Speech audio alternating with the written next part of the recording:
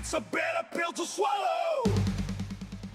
Happy Thanksgiving, everybody. Welcome to the show. It's the Bitter Pill 2025 Thanksgiving afternoon.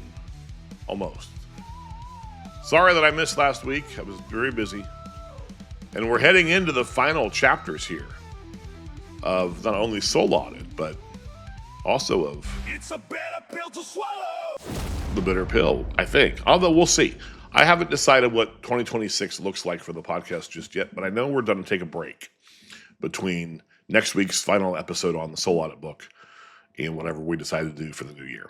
So don't miss me too long in December. You'll probably be very busy with holiday things anyway, so it should be okay. But just know that we are working on some concept ideas to make this more interesting and more engaging for both you and I. And that'll be a lot of fun. Oh no, here it comes. It's a huge pop!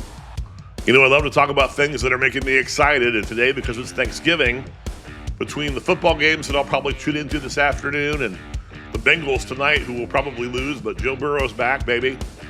I'm probably going to try to take a look at this.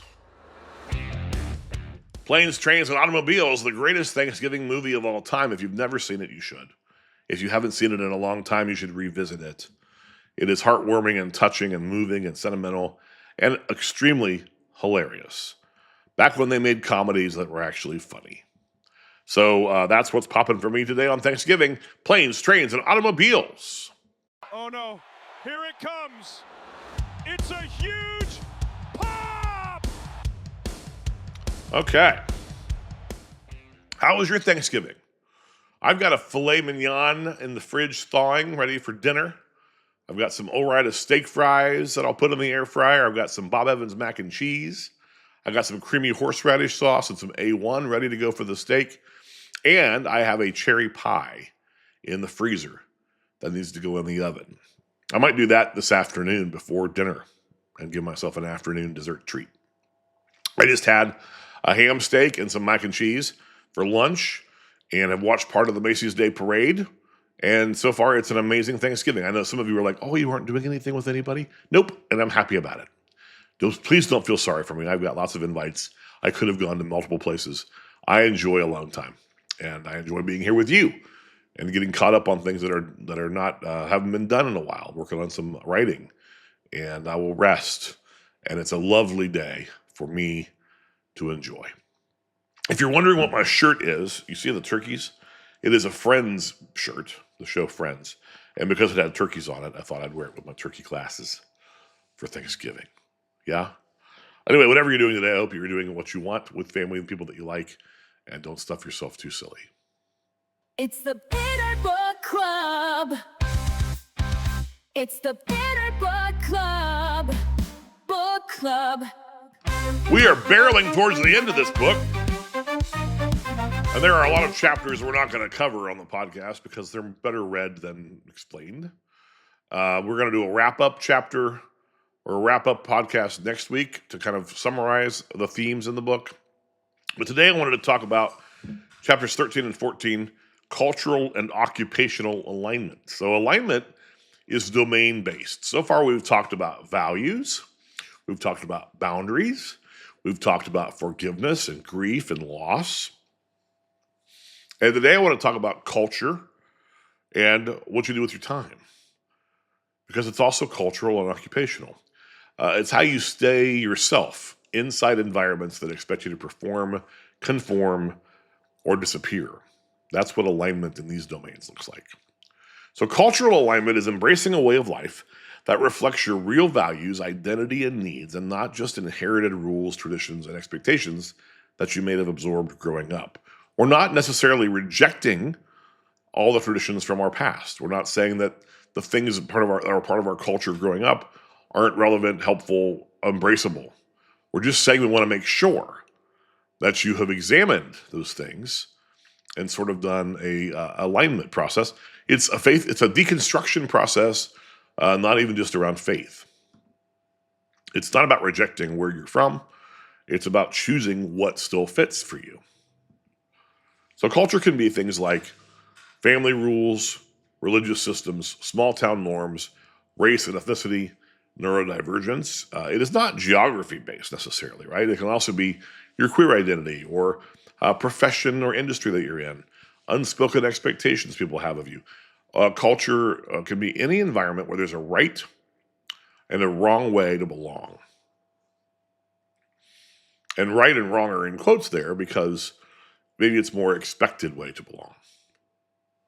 Think about cultures. If you're studying anthropology or sociology or the study of culture, you would find yourself doing a lot of generalization. But that generalization is different than stereotyping because it's based in research, based in observation. And sometimes stereotypes are stereotypes because they're rooted in truth, right? Not always. Sometimes they are completely exaggerated for the purposes of power and control. But culture is something I love to study. I love the idea of learning about other people's cultures. And that can be things even like, what are your Thanksgiving traditions? Right? So my family would often stand around the table holding hands and praying, and even going around the circle and saying one thing you were thankful for before we got to dig into the turkey. We always had turkey. We always had mashed potatoes. Sometimes we would have chicken and noodles. We never really had cranberry sauce that I can remember. Or if we did, I never ate it, which is strange because I really like cranberry. There was usually some sort of a green dish, whether it was green bean casserole or a broccoli casserole. There was usually maybe some kind of cheesy potatoes as well as the mashed potatoes. And it was amazing. And we all had a great time. And people got together and stuffed ourselves silly. And then the women would clean up the kitchen. Maybe something about that alignment there needs to be adjusted, yeah? Why is it just the women? But that's what it was. The men sat on the couch, passed out, watching football, while the wives and the moms took care of the kitchen. That might be a cultural area we need to align differently, right? Here are some signs of cultural misalignment. If you feel like you need to shrink yourself to stay safe, if you feel like you're performing politely instead of telling the truth, if you code switch for comfort, if you inherit beliefs that you never have examined, or you feel like you must pick a version of yourself that isn't true to who you really are other places, or if you don't feel fully at home anywhere, you may be out of alignment culturally. I wrote in the book about, I think it was a case study about someone who was born in America but had ethnic appearance, and how they never really felt at home in either place, right? They needed to work through some cultural alignment. So how do you do it? Well, first of all, being honest about what shaped you is important. Me just realizing on the podcast live, and I knew it, but it was a reminder that the misogyny existed in my family where the women had to do all the cooking and all the cleaning. That shaped me in some ways, and I've had to actively reject the expectation that I shouldn't have to help in the kitchen. We want to keep what works. I liked that tradition of telling people what we were grateful for. We'd keep that. It was me setting a culture. Because you can also set a culture, right? People do that in corporations all the time, workplaces, which we'll talk about work in a minute. But you are setting a culture a lot of times if you're a leader. And you can do that in your family as well. You can be a leader even if you're not an adult, or even if you're not, patriarchy or whatever. You can still lead in some ways. Cultural alignment is releasing what doesn't fit, lets yourself evolve, make your own mold, and belonging to yourself first. I know a lot of people find some of the things that we talk about a little selfish because they've been told by people that pride comes before a fall, that arrogance is that narcissism, putting yourself first is narcissistic and selfish. And I would argue that people who say that typically are ones who have fed into a power structure that is not community based, but it's you should do what you're told because we have expectations of you. We like having power over you. That's not always the case, and there's certainly a limit. And I'm operating under the assumption that everyone who's watching this podcast is a good person who wants to be part of the solution, who wants to be a member of a community and collaborate. And so when I say put yourself first, I do that knowing that you're already wired to want to contribute. If you're somebody who hates people and doesn't want to be part of any sort of organization, and you still choose to put yourself first, that's fine with me, because you're not going to be in my world. You're not going to be in my sphere of people. But don't demand other people conform to your way of thinking. Yeah? Okay. Here's a quick assessment about cultural alignment. What behaviors were praised when you grew up? What feelings or questions were discouraged? What assumptions about faith or work or identity did you absorb? And what parts of you go quiet in certain rooms? Excuse me. These aren't maps. I'm sorry, these aren't flaws, these things, if you identify them in this questionnaire. They're maps. They're information. They help us understand maybe areas we need to do some alignment work. Now, if cultural alignment is about where you learn to be yourself, occupational alignment is about where you spend your life showing up. You spend a majority of your adult life probably at your office or workplace, right? That's where we spend the majority of our hours. We spend a lot of time sleeping, and the rest of the time is working, and then we have a little bit of time for other things. So I think it's really important to be sure you're aligned occupationally. And occupation doesn't always mean work, by the way. Occupation can also mean hobbies, things that you do with your time. But in terms of occupational alignment, today we're going to talk about work, finding work that fits who you are, not who you're performing to be. It's not about finding the perfect job. It's about finding work that's meaningful and reflects your actual values, pace, your gifts, and your integrity. Misalignment shows up when you feel chronic dread about going, when you feel invisible there, when you feel like you're overperforming to compensate for something. Exhaustion that isn't medical, right? It's moral. When you are tired because the work is sucking the life out of you. Maybe this looks right on paper, but it feels wrong in my body. That's a sign that work costs too much. And wanting to quit every day at lunch break. I know that there were times when I would get upset at jobs in the past, and I would go look on the work computer at jobs.com. I was going to show them. I'll quit here. The difference between my generation and the young generation is that we would go look and complain about it and threaten in our heads and never do it. And today, this generation will just walk off the job. And I admire that. I admire that they don't have a false sense of loyalty to a place that's not loyal to them. But that's another topic for another day. What does aligned work look like? Well, it feels like being present, not pretense. Like you can actually show up there and be, and not feel like you're pretending. It's purpose, not performance. Do I make a difference here? Or am I having to demonstrate my worth all the time to somebody in charge? It's being able to have integrity over being impressive. And if you're in a sales job and you have to steal light sheet to get your quotas met, that's going to drain your soul. It might make you look impressive, but is it integrity? No. Is it a job where you can use your gifts naturally? Are you good at it? Does it make room for your real pace? I'm somebody who likes to get things done early in the morning, and then I would have the afternoon to kind of chill out. I hated when people would schedule meetings for me at 3 o'clock in the afternoon.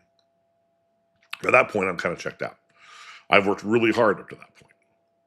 I could get most of my work done before noon in most jobs. And then now I have a job, and most of my adult life has been working in a schedule-based sort of appointment-based industry where I meet with people all the time. And I got to meet with people when they are available. So I have worked well into the evening a lot, still do. But I also take Fridays off and Saturdays off and most of the time Sundays off because I'm working long days. And that pace works for me, right? It aligns with who I am. And do you feel valued without bleeding for it? Do you have to kill yourself to get kudos? That's not probably the right kind of job for you or anyone for that matter. So here's a quick assessment. What parts of your work feel the most like you? Where do you come alive when you're contributing? What makes you excited? Where do you disappear when you have to do so to stay employed? How do you find yourself hiding? If you weren't trying to impress anyone, what would you choose to do with your time? Here's 2 questions that are big. What do I tolerate? And what do I actually want? You might have to tolerate an annoying boss from time to time. But does that get you what you actually want? Some people have a job that they just really don't love, but it's fine, pays the bills. And then in their free time, they have a really rich, rewarding life. That's a great way to live. You live to work, not work to live. Or sorry, other way around. You work to live, but you don't live to work. Yeah. So maybe we at work can do some small rebellious things to help us get towards alignment. Say no to one unnecessary thing and see what happens. Take a real lunch break away from your desk. Stop apologizing for having needs. Stop apologizing in general when you haven't done anything wrong. Admit it when something isn't for you. I was very honest with bosses about, this isn't my favorite part of the job. I don't feel like I'm very good at it. And they were like, oh, well, let's reassign it to somebody who likes it. They love this part of the job. Like that's, communication is so helpful. Maybe start a side project that sparks you at your work. Try to talk to your boss about, I have an idea. Maybe could we pilot this idea? Can I try something? And let your real pace lead for 1 hour. Like if you are somebody who needs to do work in bursts and then take a 20-minute little wrap around the building and you still get your work done, depending on the job you have, that might be really good. If you're a server or a nurse, maybe that's not the right way to do that. The pace might not be yours to set, but you know what I'm saying. Sometimes these small rebellions can lead to huge change. Here's some more questions. Where do I fit and where do I need to free myself? Sometimes we're on the wrong seat, in the wrong seat on the bus, and sometimes we're on the wrong bus when it comes to jobs. Here's another question. Where did I come from and where am I going? What shaped me and what no longer gets to define me? These are true for both occupation and culture. Big questions to ask yourself. Here's the truth. You don't have to reject your past or romanticize it. You don't have to love your work or suffer for it, and you don't have to fit the mold or break it completely. You just need to be aware of where you're misaligned and make decisions that improve your life. That's what alignment is. It's about becoming. It's about improving. It's a process. So here's our soul audit for cultural alignment. I change how I show up depending on the room I'm in. Parts of my upbringing shape me in ways I've never really examined. I've outgrown pieces of my identity but still feel guilty for changing. I've mistaken politeness for safety. I can name at least one place where I feel fully myself. Good. I'm realizing I don't have to fit the mold that raised me. Good. I'm learning to differentiate what I absorb from what I believe. Those are good ones. Now, how about with occupational alignment? I've stayed in roles because they looked right on paper, or I confuse being productive with being valuable. I feel drained or invisible at work more often than I feel energized. And I ignore my inner, this isn't for you thoughts to avoid disappointing other people. But maybe I come alive doing work that isn't even part of my job description, or I daydream about work that fits better, or I'm starting to believe that work doesn't have to hurt to matter. Audit to action in this particular phase is that the awareness piece is cultural and occupational alignment both ask the same question. Where am I living by someone else's script instead of my own? You don't need to rewrite your entire life, but you do need to tell the truth about where you're shrinking, performing, or enduring what no longer fits for you. So ask yourself, what traditions, expectations, or roles shape me without my consent? Where do I code switch or self-edit to keep the peace? And is that okay? Sometimes it is. Sometimes it's not.